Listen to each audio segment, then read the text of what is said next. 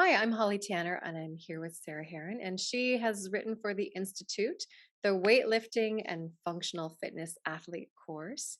And so, Sarah, you are such a busy person. You have a practice, you have a consulting practice as well, in which you mentor therapists through developing their own clinical programs and such. And this piece of your life, as a coach and as a rehab clinician, has also really continued to shape itself over the years. Why do you think the time is really ripe for this type of a course? Yeah, that's a really good question. So I've been in practice for about 14 years and treating CrossFitters about 5 years, maybe a little longer than that. And it's really just been gaining traction that more and more clinicians are starting to see these athletes come into their practices.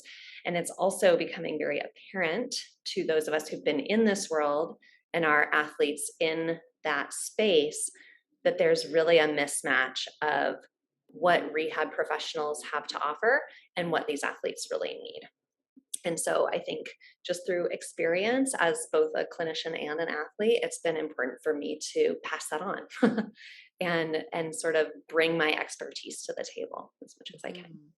And in terms of programs like CrossFit or even just weightlifting, we know that there are so many benefits.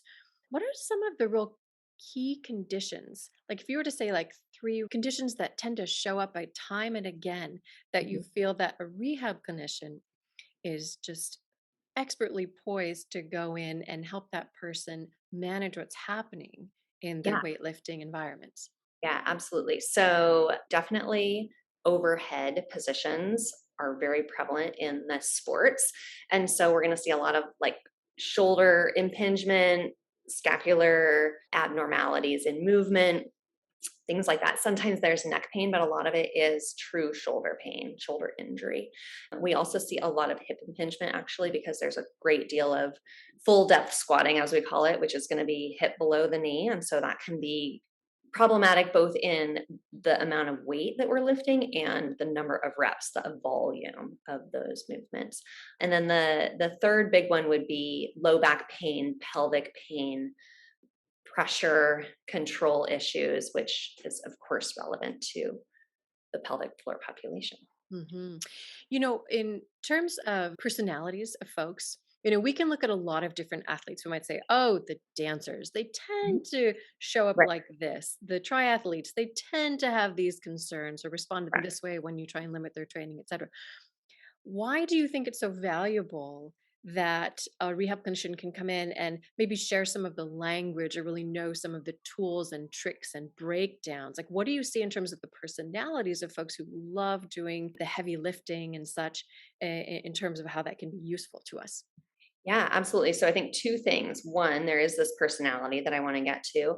And also, historically, especially CrossFit has been really disregarded by our profession.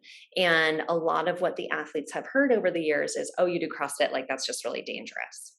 And I've even heard that as a clinician, like, oh, you're treating CrossFitters, like you must have tons of business. And it actually gets to this point of like a disrespect. Mm. And so I think what has happened is that these athletes are like, well, I'm not going to go to PT because they can't help me. And whether that's because they can't or they don't want to or they don't understand, right? Hopefully that can change over time. These athletes, like any athlete, they want to do their sport and they have found a lot of joy and love for it for various reasons. It's intense. And so they can kind of shut off their brain and just focus on that.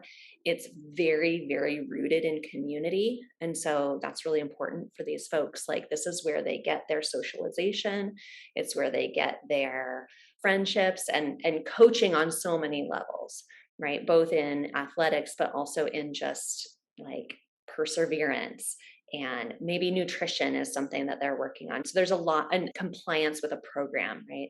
So there's a lot of things that have benefit for these folks that they don't want to give up. And I think we do see that in lots of athletics, but the CrossFitter is also very intense, right? So they want to go fast, and it depends on the coaching. So hopefully the coaches are helping them determine like form first, then intensity, right? Mechanics first, then strength and speed. But that doesn't always happen. So it's important for us, if instead of saying CrossFit's just bad for you, why don't we break down the movement and say, like, oh, actually, your form looks fine. Just there's too much volume for your tissues. You're not at a place where you can handle that, just like we would with a runner, right? Your form looks fine. You're just putting on too many miles, whatever. So I Mhm. think I don't think that the personality is much different than any other athlete. I just think that they haven't gotten very much respect for Mhm. the sports that they are involved in. And it sounds like the attention that they deserve to some of these Oh, yeah. principles, right? Oh, yeah. And Yeah. the aim of this course isn't to turn someone into a CrossFit instructor. There's a pathway for that. Mhm. However, the goal of this course is to really help folks understand fundamentals. And that's something that you and I spoke with quite a bit when you were designing this course. Can you speak a little bit to how the course will present these fundamentals that will then allow someone to break down pieces of the rehab approach? Yep. So we will spend a lot of time talking about the culture of weightlifting and CrossFit specifically. Like I said, there's a lot of socialization and importance that CrossFit holds for these people in their lives. But yes, in terms of fundamentals, there are 9 standard movements that are taught to CrossFit coaches when they're going through their training that will be taught the same way in every CrossFit gym. And CrossFit encompasses lots of different types of movements. So pull ups, squats, handstands, running, like all these different things. And so while I can't go through everything and teach people every little thing to look for, we're going to kind of piece together some of the big ones, because just like if I'm working with a dancer, it's important that I can speak their language. It's important to these athletes that they get a sense that I know what they're talking about when they say, I can't squat full depth, right? To a physical therapist, we don't necessarily have a standard for what a full depth squat is, right? But in CrossFit, they do. And so if we can at least put all that language on the table so that people understand what we're talking about, I think that that makes it easier for us to say, okay, you're doing it right. You could do it better. Here are the steps to get there. And the course material isn't only designed to CrossFit. That's just a real Right. easy That's just an reference. easy example. Mhm. Mhm. And so, what other populations do you see this being applicable to in terms of basically anyone who lifts?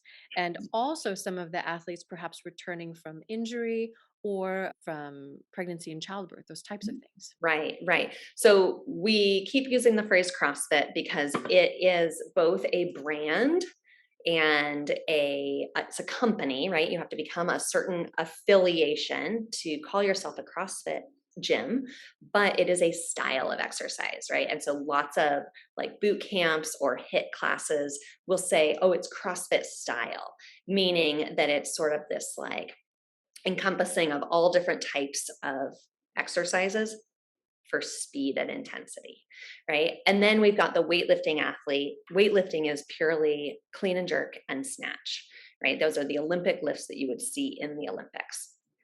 But yes, we would be interested in working with the athletes who are coming back from having a child or coming back from injury.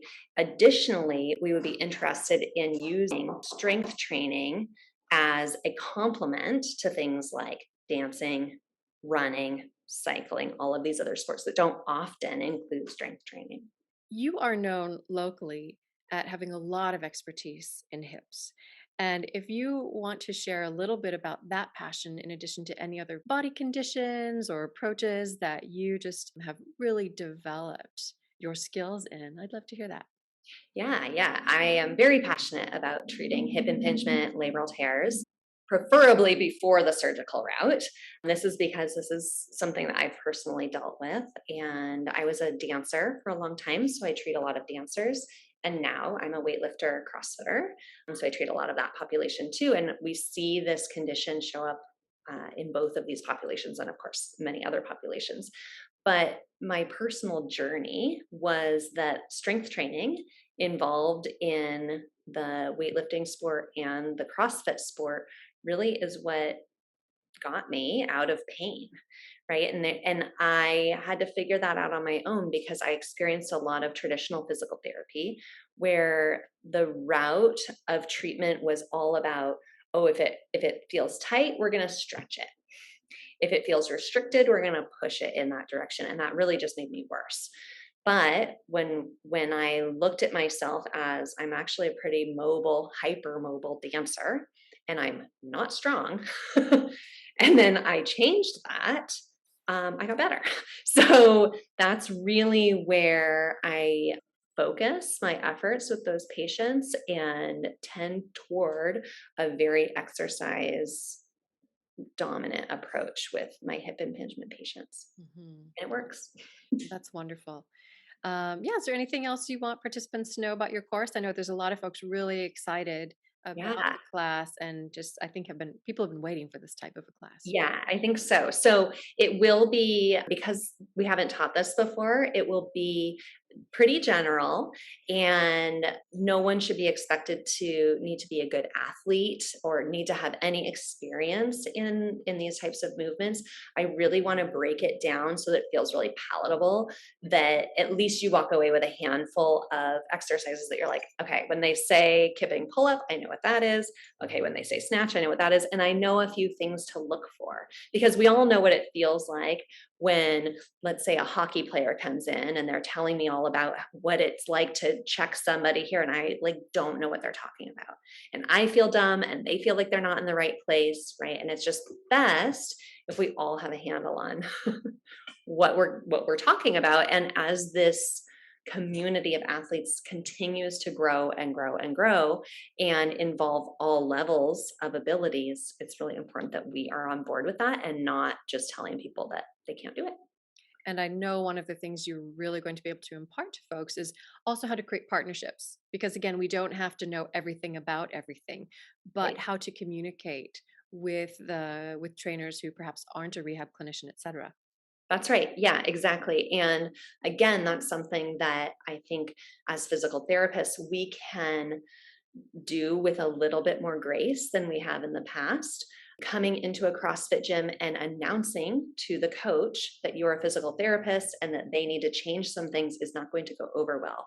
And in fact, these coaches are usually much better at getting their athletes to do what they want them to do because they have very quick, fast, accurate cues that we give under like a really short amount of time with blaring music and the client like not paying attention at all, right?